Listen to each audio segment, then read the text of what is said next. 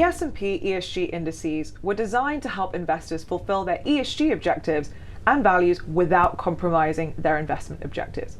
Look under the hood of these new ESG tools and you will find a powerful set of data, the S&P DJI ESG scores, based on key ESG signals that are industry specific and driven by Sam's 2 decades of financial materiality analysis. S&P DJI ESG scores offer investors a deeper level of ESG data to measure ESG risk with a focus on financial materiality and access to ESG in core markets through the headline indices. Hello, I'm Mona Naqvi and I'm joined today by Manjeet Jus of Robeco Sam to discuss the new S&P DJI ESG scores and to further understand the SAM Annual Corporate Sustainability Assessment, or the CSA. Manjeet, thanks for joining us today.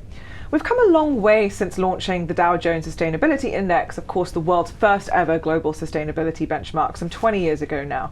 How would you say the market for ESG has evolved since then, and what are investors looking for today?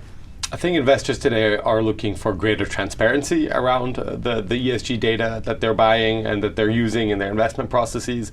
I think 20 years ago, when you produced an index, it was enough for you to tell investors, this is the group of companies we've identified as being sustainability leaders, and they would kind of take that at face value. Fast forward to today, and they're interested in looking at not only maybe a high level score, but also drilling down into kind of various different levels of scores and different kind of thematic components of the total score depending on where their interest lies. So really giving investors the tools and to kind of be transparent and manipulate the data as they see fit to suit their own investment purposes rather than necessarily just taking a headline score.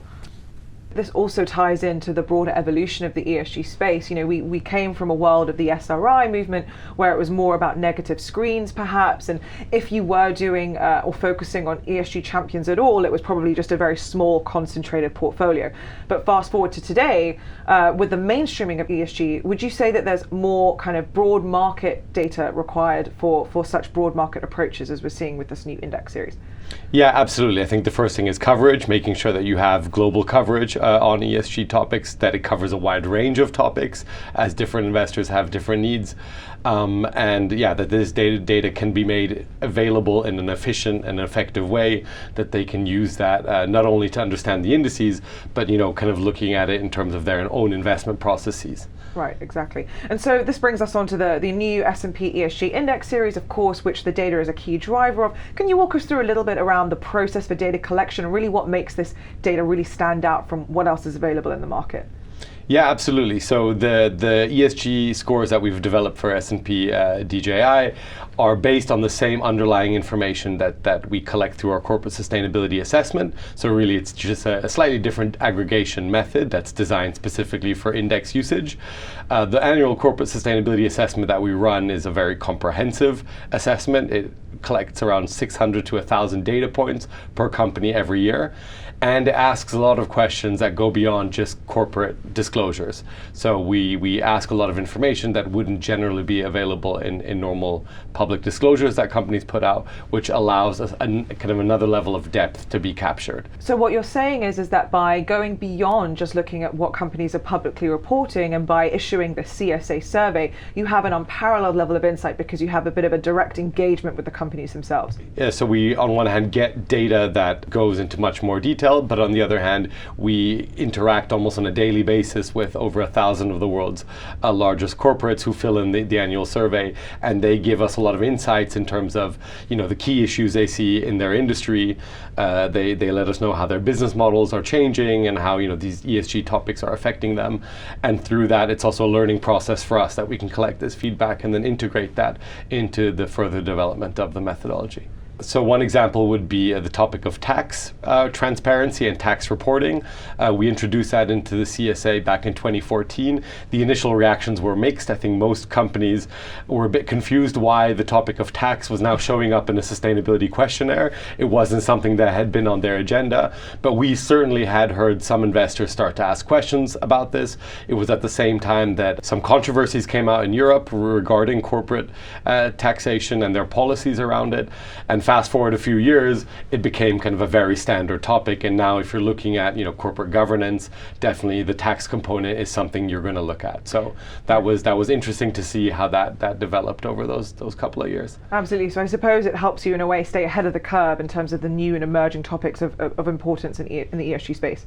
Exactly. I think one of the other driving factors behind the new ESG index series that we talked about and the real quality of the scores comes from the fact that it's the financially material information and signals within each specific industry. Can you tell me a little bit more around the process for determining financial materiality and how your approach stands out from others in the market? Absolutely, and I think the main driver for this is the fact that we've been doing this in our asset management business since 1995.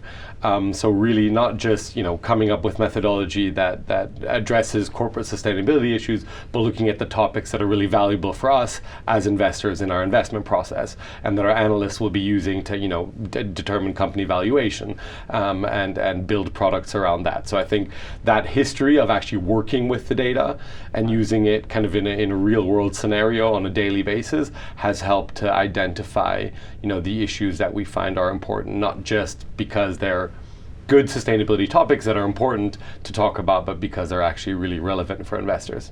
So let's shift gears for a moment and talk a little bit about the corporate perspective. So anecdotally, I hear that the SAM CSA survey is the first time that a lot of companies are actually asked questions around these issues, and it sometimes spurs a conversation within a company and then leads to an actual change in their public reporting years down the line. So how are companies reacting to the launch of this new S&P ESG index series? Has it changed the way that you're interacting with them at all? Absolutely. I think also using the DJSI as a comparison, I think 10 years ago or so, it was simply enough for a company to be included in the Dow Jones Sustainability Index. It's still a tremendous achievement, and companies are very proud of that. They'll post it on their websites. It's in their annual reports.